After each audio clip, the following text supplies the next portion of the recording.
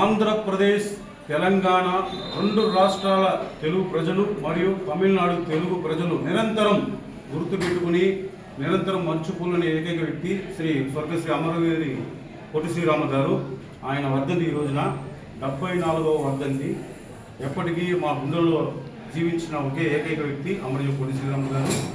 ఒకప్పుడు మద్రాసు తమిళనాడులో తెలుగువారు పడుతున్న ఇబ్బందులకు, అది తెలుగు జాతికి పడుతున్న ఇబ్బందిగా తన బాధ, తెలుగు జనాల యొక్క బాధను తన బాధగా భావించి ఆ రోజున 48 రోజులు ఆమర నిరాహార దీక్ష ఉండి ప్రాణాలు కోల్పోయి మన తెలుగు జాతికి నిరంతరంగా గుర్తుండేలాగా అమరవీరి పొట్టి శ్రీరామ గారు ప్రాణత్యాగం చేశారు.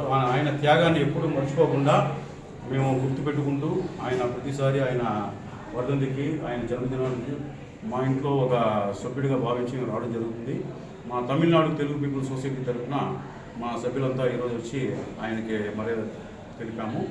ఇదే విధంగా మేము ఆయన స్ఫూర్తిగా తీసుకుని ఏదైతే 74 సంవత్సరాల క్రితం ఆయన ఎలాగైతే మన తెలుగు వారు ఇబ్బంది పడ్డారో, ఇప్పుడు 74 సంవత్సరాల తర్వాత కూడా కొన్ని ఇబ్బందులు మళ్ళీ ఫేస్ చేయడం వస్తుంది. సో రాజకీయంగా మళ్ళీ కొంచెం తెలుగు వాళ్ళకి ఇబ్బందులు ఇక్కడ స్టార్ట్ అయినాయి.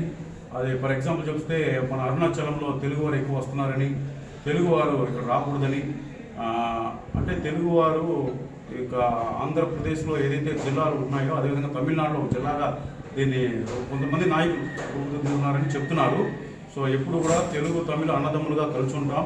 ఎంతోమంది తెలుగువారు తమిళ వాళ్ళని వివాహాల్లో కూడా బంధుత్వాన్ని పొందున్నారు. ఈ విషయాలు కొంతమంది మూర్ఖులకు తెలియక రాజకీయ ప్రయోజనాల కోసం తిరిగే వారు తెలుగు తమిళ మధ్యలో కొన్ని ఇష్యూలు తీసుకొస్తున్నారు. సో దానికి మేము ఆయన స్ఫూర్తిగా తీసుకుని వాళ్ళందరికీ బుద్ధి చెప్పే విధంగా మన ఆరుముఖం సార్ ఉన్నారు.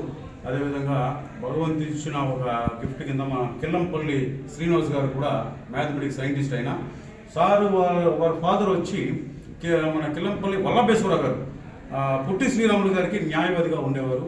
ఆయన కూడా మా సంస్థకి ఏదో రూపంగా వచ్చి ఆ భగవంతుడి పంపి ఆయన కూడా సలహాలు ఆయన సలహాలు కూడా మేము తీసుకుని మన తెలుగు జాతికి ధైర్యంగా అందరికీ అండగా నిలబడాలనే ఒక నేపథ్యంలో ఈ తమిళనాడు తెలుగు సొసైటీ తరఫున ముందుకు పోతున్నాం.